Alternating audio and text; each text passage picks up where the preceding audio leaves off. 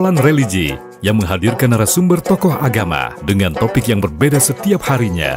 Anda dapat berinteraksi melalui line telepon 0711 369977 atau melalui WhatsApp Pro 1 RRI Palembang. Mutiara Pagi hadir setiap hari pukul 5 sampai dengan pukul 6 waktu Indonesia Barat hanya di Pro 1 RRI Palembang.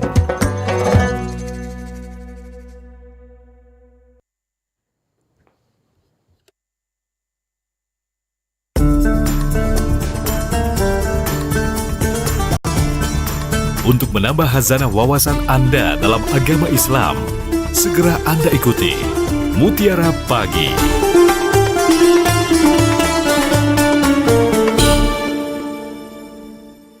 92,4 FM Pro 1 RRI, kanal informasi dan inspirasi. Assalamualaikum warahmatullahi wabarakatuh. Pendengar Pro 1 untuk edisi hari ini, hari Selasa 26 Mei 2026. Dan kita sudah terhubung bersama narasumber kita untuk pagi hari ini. Ada Ustadz Haji Ki Agus Ahmad Ridwan SAG dari Penyuluh Agama Islam Kemenak Kantor Kementerian Agama Kota Palembang. Assalamualaikum warahmatullahi wabarakatuh, Ustadz Ridwan. Waalaikumsalam warahmatullahi wabarakatuh, Mbak Dela. Iya, sehat kabarnya Ustadz pagi hari ini Ustadz? Alhamdulillah. Masya Allah, sehat ya Ustadz ya. Ini materi kita pagi hari ini 5 energi umat Islam ya Ustadz ya. Iya. Baik, nanti untuk Anda yang bergabung bersama Ustadz Haji Ridwan di line telepon kami di 0711369977 atau juga melalui line WhatsApp di 082179279010 dan siaran ini secara langsung melalui YouTube channel kami di Pro 1 RRI Palembang. Terlebih dahulu kami persilakan untuk Ustadz Haji Ridwan memberikan materi mengenai 5 energi umat Islam. Silakan Ustadz. Baik, makasih. Assalamualaikum warahmatullahi wabarakatuh.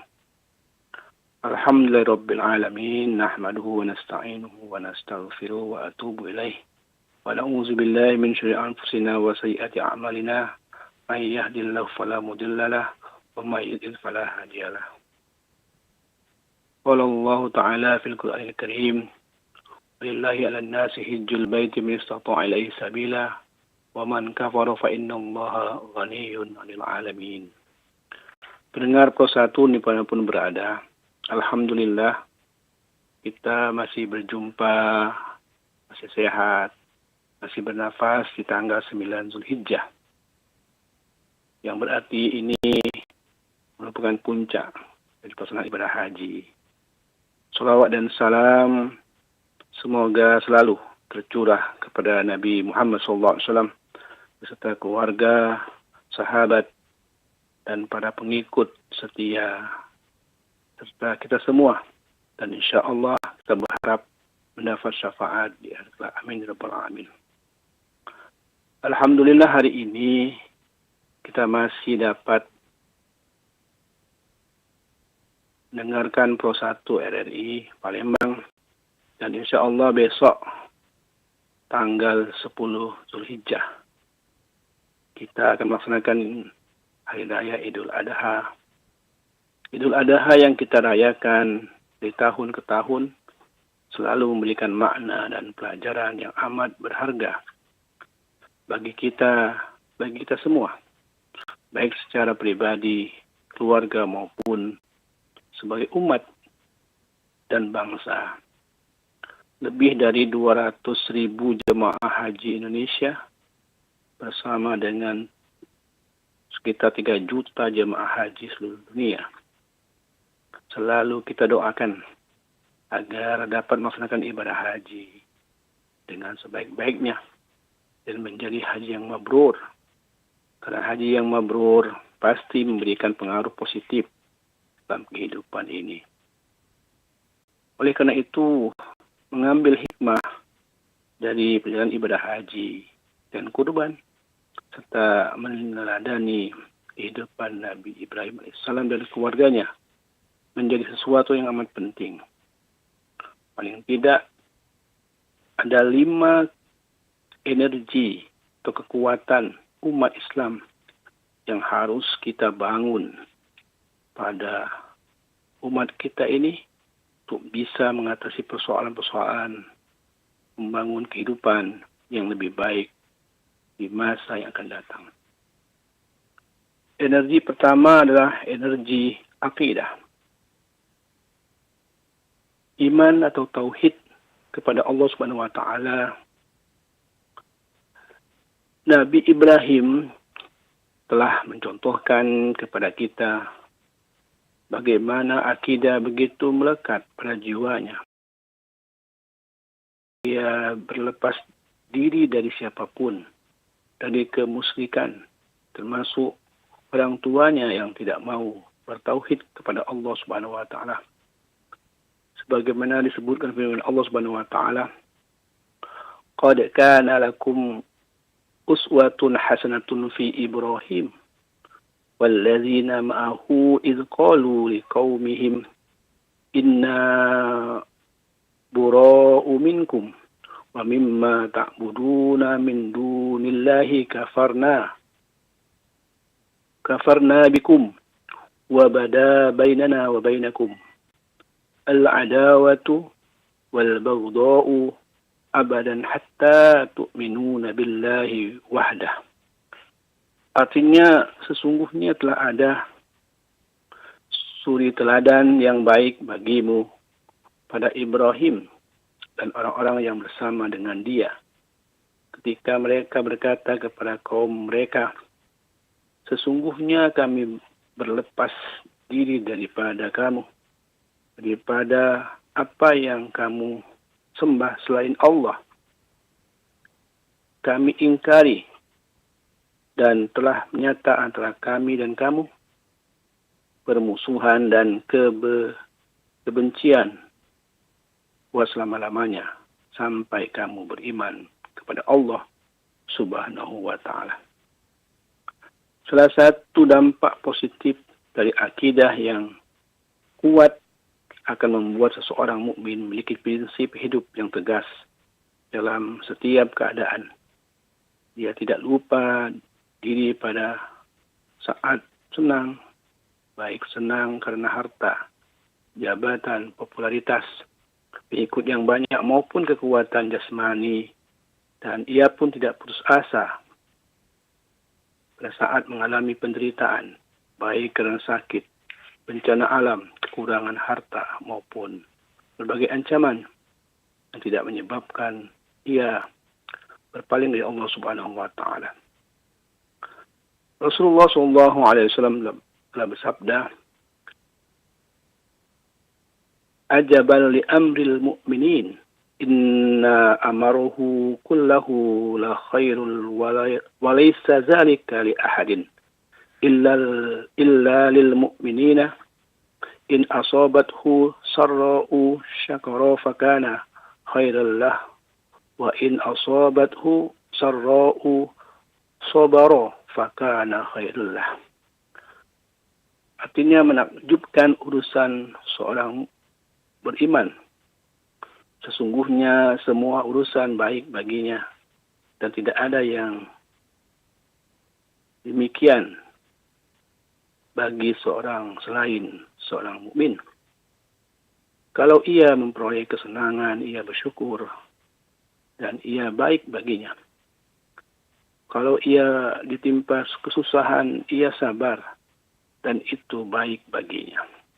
Hadis riwayat Muslim. Energi yang kedua yang harus kita bangun adalah akhlak yang mulia.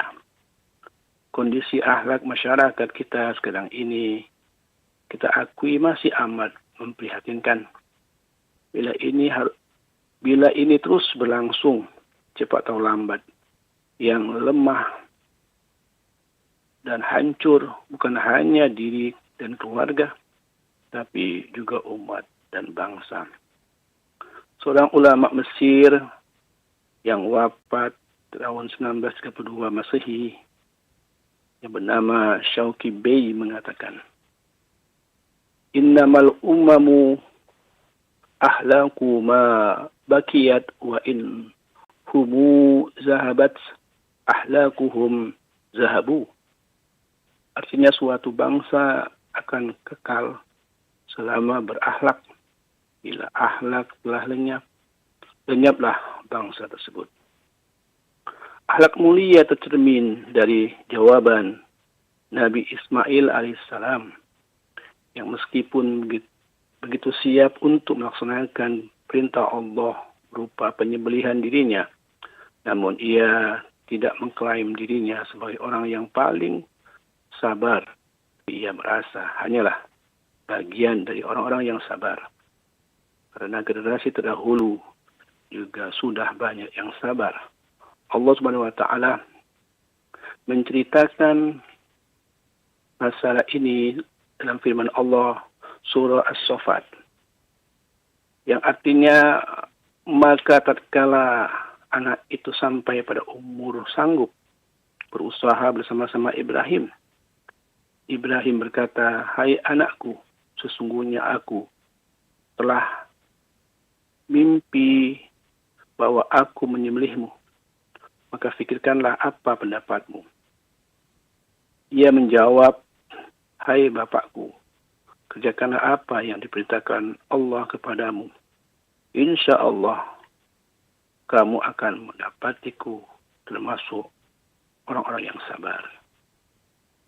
Dengar persatu dimanapun berada. Energi ketiga adalah harus kita bangun adalah energi ilmu. Dalam arti umat Islam harus menguasai ilmu pengetahuan.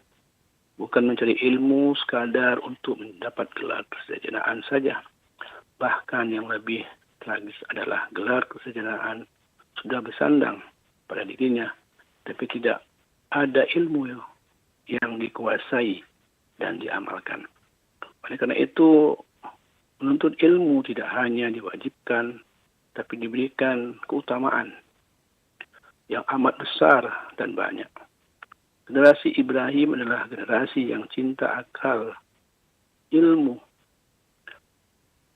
Karena itu, ia mencarinya dimanapun ilmu berada, tanpa ada perasaan puas dalam mendapatkannya. Bahkan ilmu didapatnya menyatu ke dalam jiwa, sikap, dan tingkah laku. Allah Subhanahu wa taala berfirman, "Wazkur ibadana Ibrahim wa Ishaq wa Yaqub ulil aidi wal absar." Artinya, dan ingatlah hamba-hamba kami Ibrahim, Ishak, dan Yakub yang mempunyai perbuatan-perbuatan yang besar dan ilmu-ilmu yang tinggi. Energi yang keempat adalah kekuatan yang keempat yang harus kita bangun adalah energi ukhuwah Islamiyah. Dalam ibadah haji kaum muslimin dari seluruh dunia dengan berbagai latar belakang yang berbeda bisa bertemu, berkumpul, dan beribadah di tempat yang sama, bahkan dengan pakaian yang sama. Ini semua seharusnya sudah cukup untuk memberikan pelajaran betapa persaudaraan antar sesama kaum muslimin memang harus kita bangun. Bila ukhuwah Islamiyah terwujud dalam kehidupan kita, maka sebagai umat kita mempunyai kekuatan, mempunyai energi dan kewibawaan dari berbagai persoalan yang bisa kita pecahkan bersama-sama. Yang terakhir, pendengar persatu dimanapun berada, energi yang kelima umat Islam yang harus kita bangun adalah kekuatan ekonomi.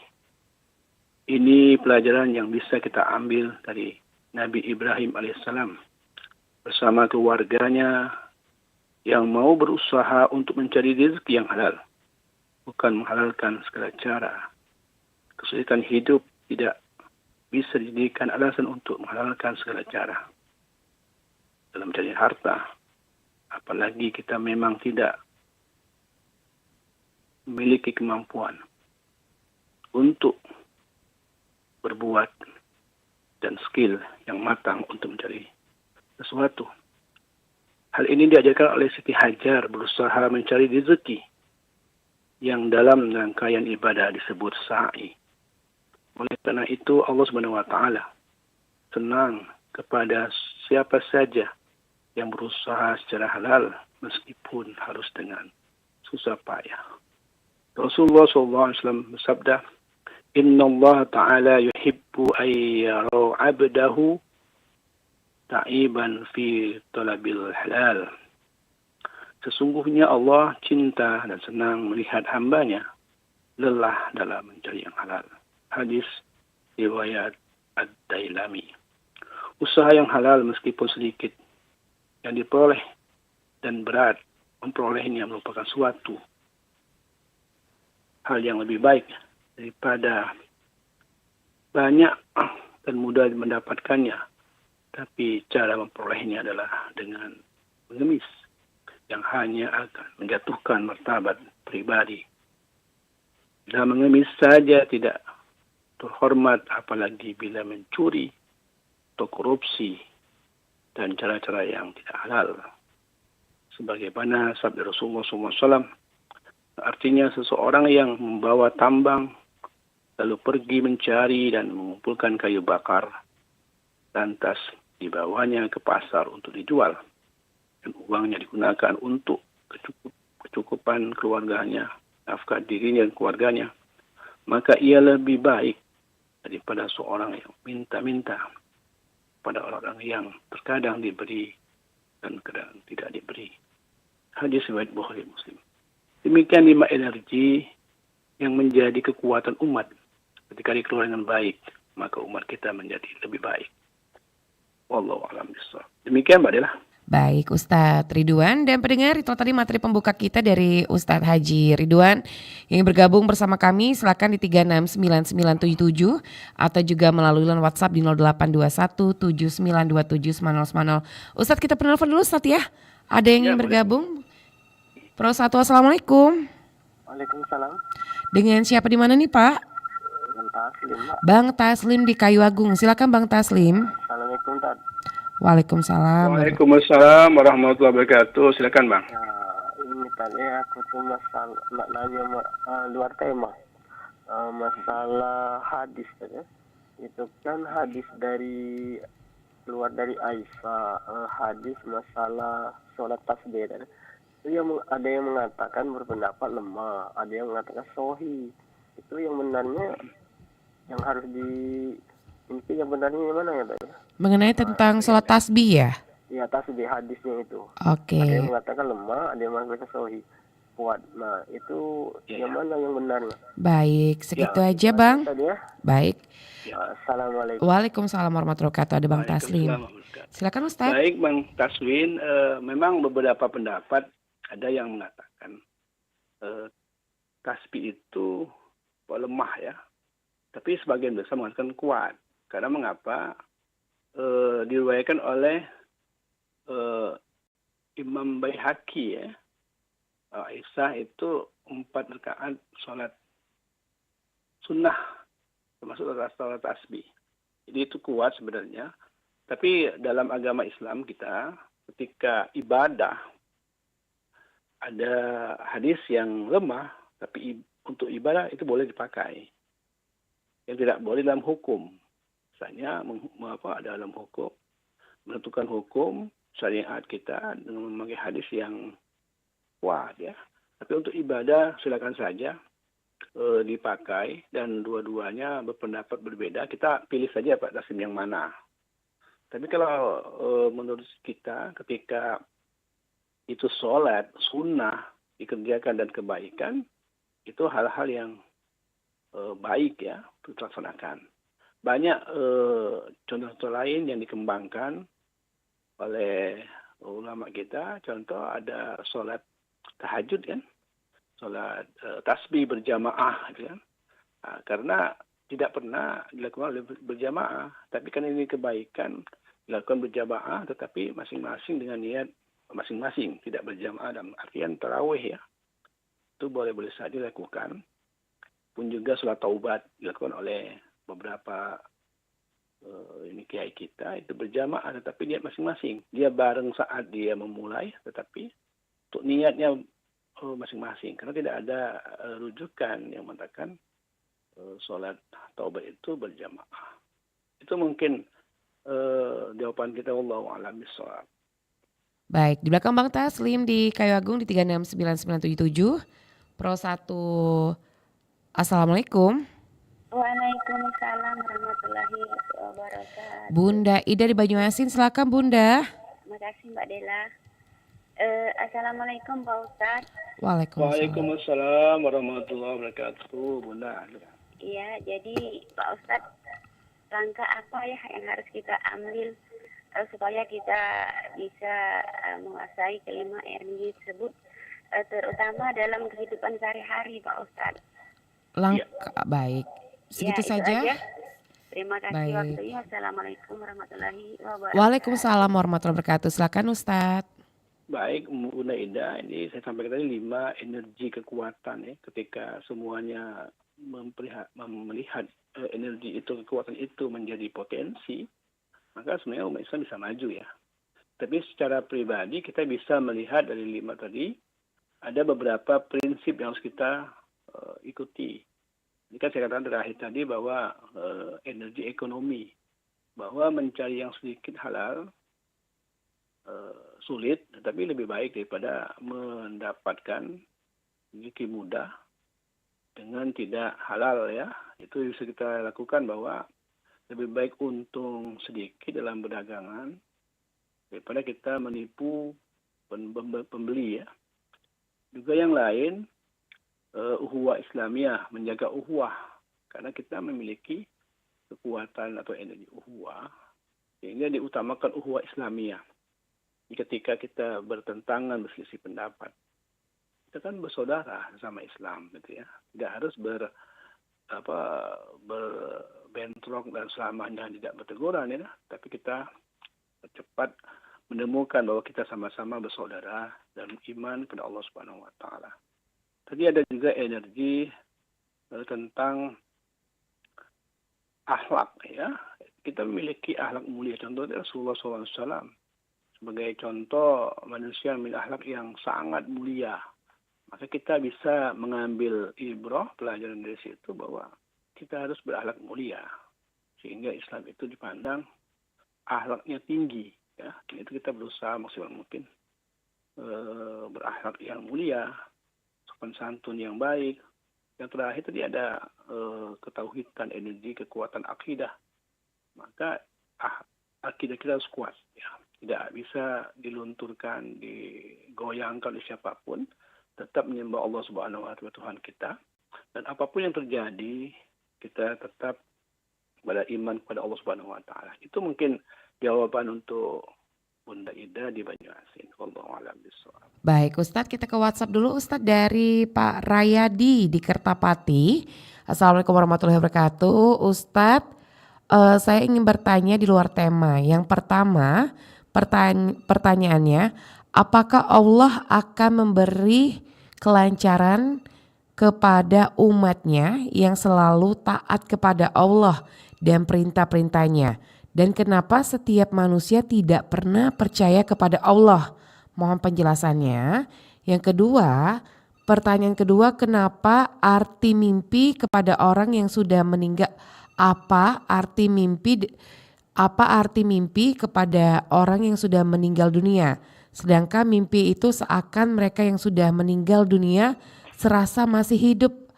Padahal sudah dikirim doa saat sudah sholat untuk orang yang sudah meninggal Ustadz. Dari Pak, mohon pencerahannya dari Pak Rayadi di Kertapati. Silakan Ustadz. Baik Pak Raya, makasih. Bagus pertanyaan Pak Raya ini ya. Ada beberapa pertanyaan dan kita jawab. Ya. Yang pertama Pak Raya, memang ketika kita bertakwa itu ada saja yang tidak mau ya. Karena bagi mereka takwa itu memberatkan. Tapi bagi kita yang mengucapkan syahadat, maka itu tidak memberatkan. Karena kewajiban kita itu adalah taat kepada Allah. Ya, makanya kita beriman kepada rukun iman yang 6. Dan kita melaksanakan ibadah dengan rukun Islam yang 5. Sehingga asyik kita, karena kita dekat pada Allah Subhanahu wa taala. Dan Allah sangat suka ya dengan orang-orang yang takwa ya. Banyak sekali keistimewaan orang takwa itu yang Allah berikan kepada mereka. Salah satunya adalah memberikan hidayah, ya, memberikan petunjuknya, ya, memberikan jalan yang benar. Ketika kita dihadapkan pada satu atau beberapa masalah, maka hati kita memberikan solusi. Dong takwa itu Allah berikan hidayah sehingga dia bisa menyelesaikannya dengan baik ya. Dan orang yang bertakwa itu memang takutnya hanya pada Allah. Walaupun ditekan oleh siapapun, dia tetap berani karena bagi dia hal benar itu adalah sesuatu yang harus dipertahankan. Dan ada saja yang tidak mau bertakwa itu memang pilihan. Karena Allah memberikan dua pilihan. Bertakwa pada Allah dengan melaksanakan perintah Allah dan juga tidak mau takwa berarti dia menjadi kafir, menjadi ingkar ya. Dan dicontohkan oleh Allah bagaimana Allah mengeluarkan setan ketika setan itu tidak takwa pada Allah Subhanahu wa taala, tidak mau tunduk pada Allah dengan perintah sujud menghormati Nabi Adam, maka Allah mengeluarkan setan dari surganya Allah. Padahal dahulu setan itu adalah makhluk yang takwa. Tapi Allah ketika Allah murka maka Allah keluarkan setan itu dari surganya Allah karena tidak patuh pada perintah Allah. Nanti orang yang bertakwa Pak Raya akan diberikan oleh Allah Subhanahu wa taala surga ya, kenikmatan di dunia, bahagia di dunia dan bahagia di akhirat. Maka orang yang bertakwa tidak lupa lalu berdoa, Rabbana atina fid dunya hasanah wa fil akhirati hasanah wa qina azabannar. Dan hidupnya itu bahagia di dunia. Dan insya Allah juga Allah berikan kebahagiaan di akhirat karena dekat pada Allah Subhanahu wa taala. Kita saja ketika ada dua anak yang patuh dan tidak patuh, kita akan lebih condong kepada yang patuh ya. Begitupun Allah akan lebih menolong orang yang bertakwa daripada yang tidak bertakwa. Yang kedua, tadi katakan mimpi. Memang kita itu kadang-kadang Allah berikan mimpi ya. Dan mimpi yang mungkin itu petunjuk hidayah, mimpi yang menjadi kenyataan, mimpi yang baik, dan juga mimpi yang justru menjadi peringatan pada kita ya. Mimpi orang meninggal, mimpi teman akrab yang muncul sebagainya. Oleh karena itu dalam Islam proses tidur itu ada prosesnya. Yang pertama dia berwudu ya sebelum tidur. Yang kedua dia membaca doa, Bismika Allahumma ahya wa bismika amut ya. Berzikir dan tidur. Ketika dia sudah menjalani proses itu dia bermimpi maka hidayah. Bisa saja Pak Jaya orang meninggal itu kita lupa dengan kebiasaan kita. Mungkin kita bacakan Yasin, kita doakan, kita lupa. Atau mungkin ada sahabatnya yang mungkin kita harus kunjungi ya. Mungkin ada saran-saran dia, sahabatnya yang dulu hidupnya bersama-sama. Atau juga mengambarkan kepada kita bahwa kita harus ingat dengan orang yang meninggal, jasa-jasanya. Sehingga kita harus menjadikan tujuan dari ibadah kita mendoakan selalu. Karena itu di dalam sholat ada doa-doa yang harus dilakukan pada orang tua kita ya. Rabbighfirli wa liwalidayya warhamhuma kama rabbayani shaghira. Itu dibaca setiap sholat. Maka dua doa tidak boleh tinggal yaitu membaca Rabbana atina tadi, yang kedua Rabbighfirli wa liwalidayya warhamhuma kama rabbayani shaghira. Doa untuk orang tua kita. Maka orang tua kita mendapatkan pahala setiap kita mendoakannya. Yang pertama doa kita, yang kedua mendapatkan anaknya yang soleh mendoakan dirinya. Itu mungkin jawaban kita, Mbak Dela. Wallahu a'lam bishawab. Baik Ustadz, kita terima telepon kembali di 369977 Pro 1. Assalamualaikum. Assalamualaikum Dela. Waalaikumsalam warahmatullahi wabarakatuh. Pak Azari di Sekayu, silakan Pak Azari. Assalamualaikum Pak Ustaz. Waalaikumsalam. Waalaikumsalam warahmatullahi wabarakatuh. Pak Zahari, silakan Pak. Ya, ini Pak saya mau tanyakan, mengapa Pak manusia cepat sering mengejar dunia daripada akhirat? Baik, segitu saja Pak Azari. Ya, Assalamualaikum. Waalaikumsalam warahmatullahi wabarakatuh. Silakan Ustadz.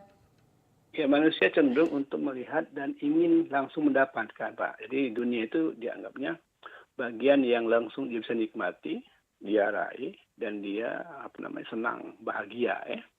Sedangkan kita umat Islam itu justru dunia itu boleh-boleh saja kita cari, tetapi akhirat kampung dekat kita itu yang paling utama. Jadi kita juga mengejar dunia boleh, jangan lupa juga ada akhiratnya kita juga optimalkan. Jadi doa yang saya ungkapkan, Rabbana atina fid dunya hasanah tadi, wa fil akhirati hasanah wa qina azabannar, itu adalah bagian dari kesadaran bahwa dunia itu harus bahagia. Juga di akhirat itu harus bahagia. Tetapi ketika kita tarik kembali bahwa hidup di dunia hanya sementara, Pak Azhari, paling 60 tahun, 70 tahun. Tetapi kehidupan di akhirat itu panjang.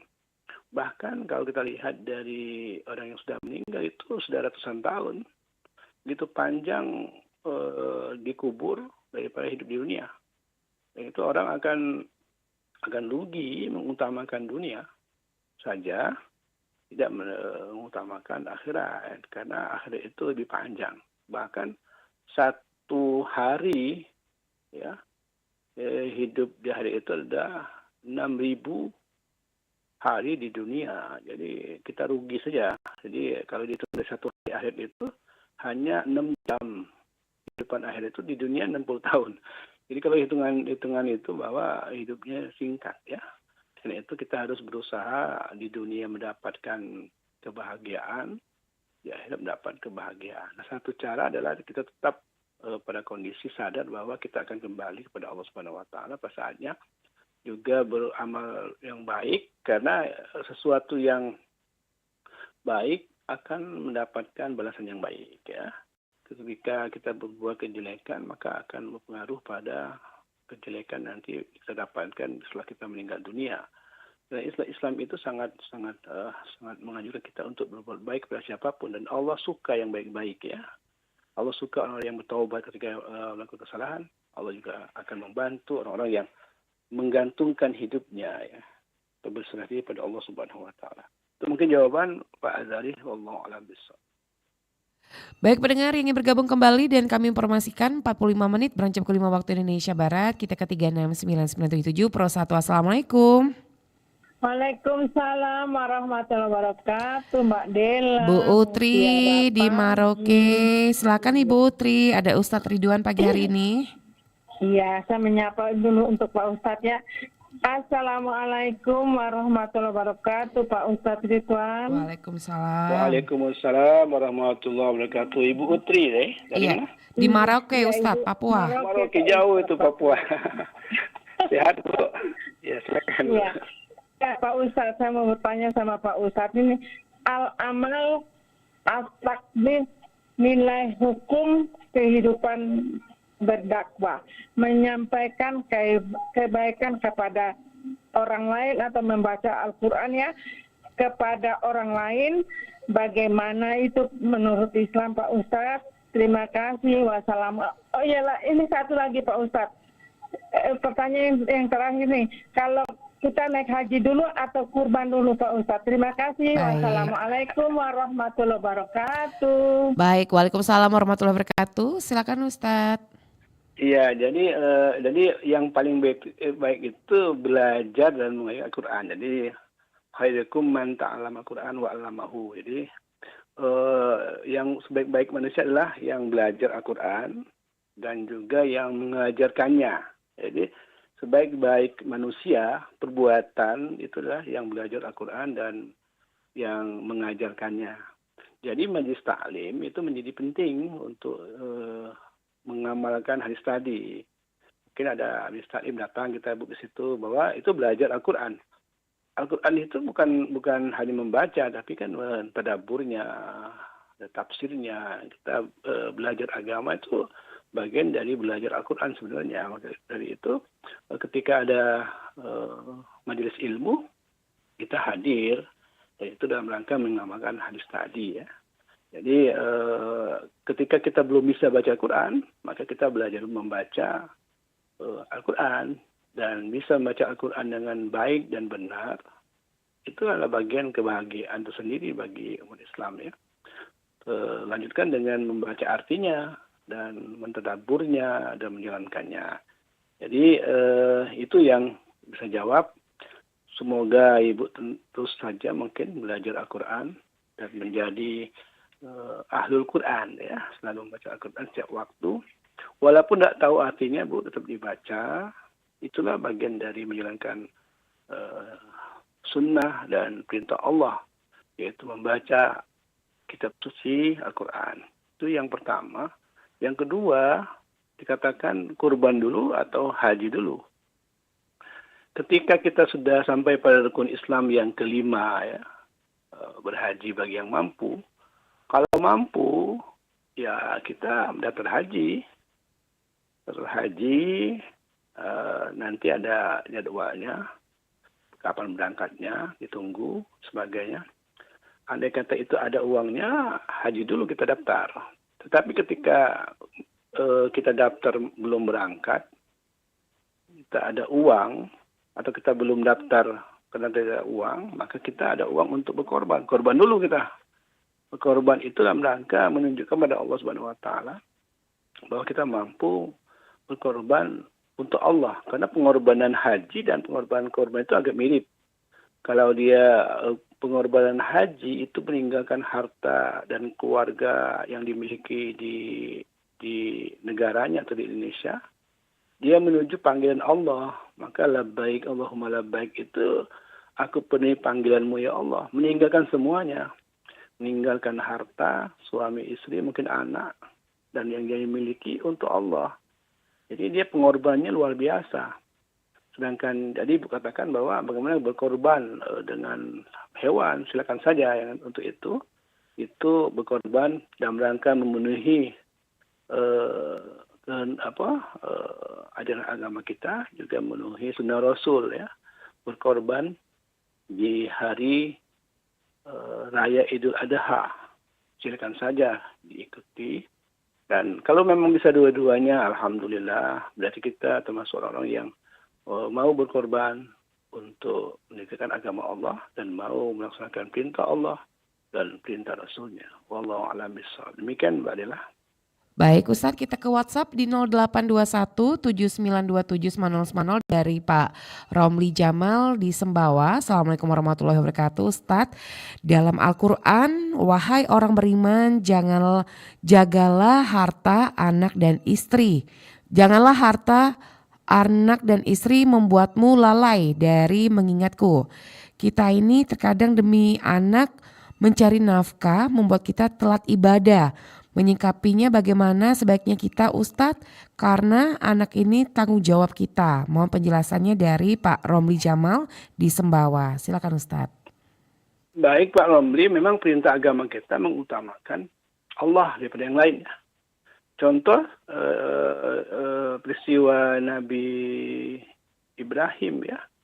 Nabi Ibrahim pernah berkata bahwa dia cinta pada Allah, dekat pada Allah, dan dia akan mengorbankan semuanya demi cinta pada Allah Subhanahu wa taala. Maka setan mendengar itu, mendengar pernyataan Nabi Ibrahim, maka setan melapor kepada Allah bahwa Nabi Ibrahim itu sebenarnya tidak cinta pada Allah Subhanahu wa taala. Dia akan berubah karena dia akan berubah ketika punya anak. Maka Allah menguji Nabi Ibrahim dengan memberikan anak dan memerintahkan Nabi Ibrahim untuk dipotong lehernya. Tetapi Nabi Ibrahim ketika dia cinta pada Allah, taat pada Allah, maka melaksanakan perintah Allah tersebut. Karena dalam riwayat Nabi Ibrahim bermimpi perintah oleh Allah untuk menyembelih Ismail dan berdialog sama Ismail. Maka Nabi Ismail berkata, silakan wahai ayah, silakan taati perintah Allah. Nah disitulah bahwa contoh bahwa utamanya adalah cinta pada Allah. Baru cinta kepada anak. Kalau ada dua pilihan, sholat dulu atau apa dulu? Sholat dulu. Karena Allah yang menciptakan anak kita dan memberikan seluruhnya kepada kita. Jadi kita harus menjaga dulu hubungan dengan Allah baru yang lain. Tetapi kalau sholat mungkin ada waktu panjang ya. Tapi kalau hal terkait dengan yang lain-lain, ya kita dahulukan perintah Allah Subhanahu wa Ta'ala. Itu mungkin jawaban, dan Mbak Dela, itu jawaban kita. Semoga bermanfaat. Amin. Baik Ustadz, karena lintas waktu saat ini sudah mendekati pukul 6 waktu Indonesia Barat, mungkin Ustadz bisa memberikan materi penutup mengenai 5 energi umat Islam. Silakan Ustadz. Baik, jadi ketika kita mengenang peristiwa dari Nabi Ibrahim alaihissalam dengan keluarganya, dengan istri dan masyarakat, bahwa pengorbanan itu dibutuhkan bagi seorang muslim. Mengorbankan hartanya demi dekat pada Allah, mengorbankan waktunya untuk Allah, maka Allah akan memberikan derajat yang tinggi. Maka salah satu nabi yang Allah gelar ya sebagai makhluk, sebagai hamba, sebagai kekasihnya adalah Nabi Ibrahim alaihissalam, yang mengutamakan Allah daripada anaknya ya. Dan Allah juga tahu bahwa itu semua ujian. Jadi Allah ganti dengan seekor kambing kibas, sehingga Nabi Ibrahim memotongnya, tapi ketika itu Allah ganti cepat dengan hewan kurban. Maka itu menjadi syariat penyembelihan hewan kurban di tanggal 10, 11, 12, 13 ya, menjadi syariat kita, bahwa itu tanda-tanda orang yang berkorban. Bukan hanya sebenarnya bukan hewannya, tetapi bentuk merelakan semuanya untuk Allah Subhanahu wa Ta'ala.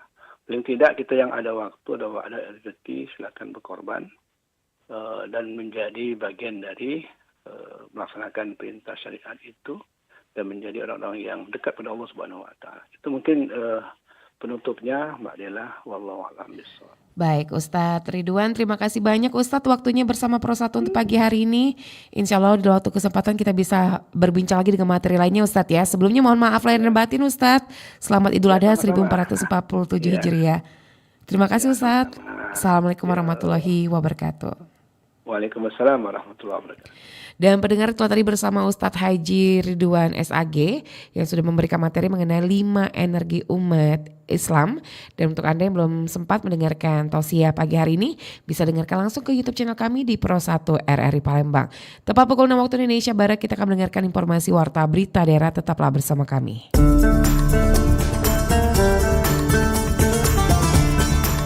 Baru saja Anda ikuti Mutiara Pagi. Terima kasih untuk kebersamaan Anda. Sampai jumpa.